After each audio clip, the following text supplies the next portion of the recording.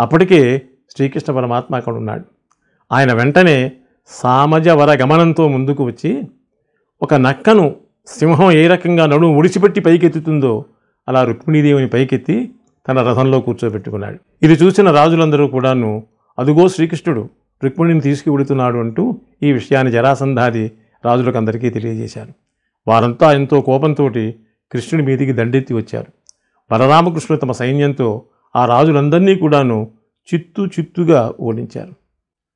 ప్రాణాలను ఉగ్గబట్టుకుని ఈ రాజులందరూ కూడాను అక్కడ నుంచి పారిపోయి వచ్చి ఒక చోట గుమికూడారు. జరాసంధాది రాజులందరూ కూడా శిశుపాలుని వద్దకు చేరి అతడు క్షేమంగా ఉన్నాడని తెలుసుకుని అతన్ని ఓదార్చారు. జరాసంధుడు శిశుపాలుడితో మాట్లాడుతూ, మిత్రమా, నువ్వు బ్రతికే ఉన్నావు కదా, అయితే పర్వాలేదు. ప్రాణాలు కనుక ఉంటే బతకొచ్చు, బతికితే భార్య అదే మనకు లభిస్తుంది.